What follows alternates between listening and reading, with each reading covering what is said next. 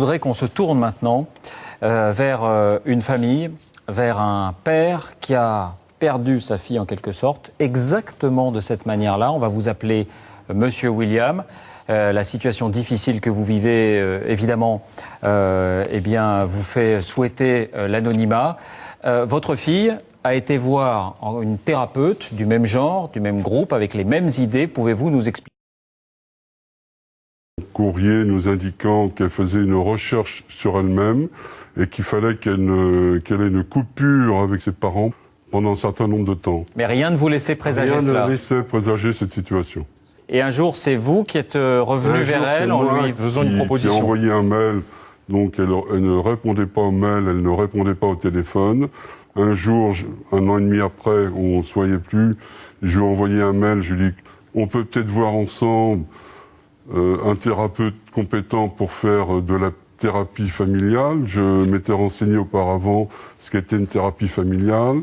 Je savais qu'une thérapie familiale avait pour vocation de rapprocher des enfants et des parents lors de plusieurs séances, et je lui ai proposé ça spontanément. Et que vous a-t-elle répondu? Elle m'a répondu 4 mois après par mail, oui, c'est une excellente idée. Je te convie chez tel thérapeute, donc la thérapeute que vous avez montrée dans votre reportage. Voilà, sans dévoiler son identité. Sans dévoiler son identité.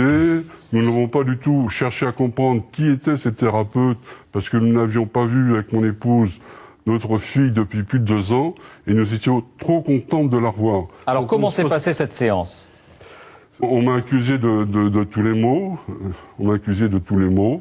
Je peux vous donner un exemple.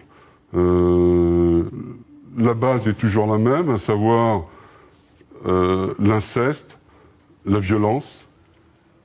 Votre fille vous accusait d'inceste dans sa lettre? Elle m'a pas accusé d'inceste, mais vous avez bien vu dans ce reportage que tout propos qu'indiquait la journaliste était modifié, et on inculte dans la tête de cette personne un certain nombre de choses. Donc elle vous accusait d'avoir eu des regards ou des gestes déplacés? En l'occurrence, ma fille m'a dit « Je me souviens, quand j'étais jeune fille, tu m'as regardé nue dans ma salle de bain avec un œil incestueux. » J'essaye de lui répondre, je lui dis « Non, mais je regarde ma fille comme un père qui regarde sa fille avec amour. » Elle me dit « Taisez-vous !»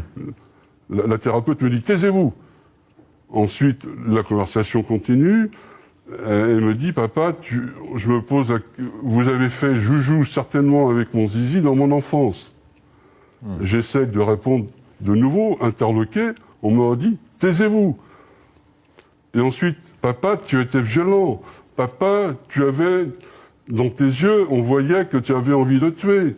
Papa, je me rappelle quand j'étais en club avec toi, tu étais venu me chercher en slip à 16 ans parce que j'étais pas rentré. » L'affaire, c'était quoi? C'était que ma fille devait avoir 15 ans.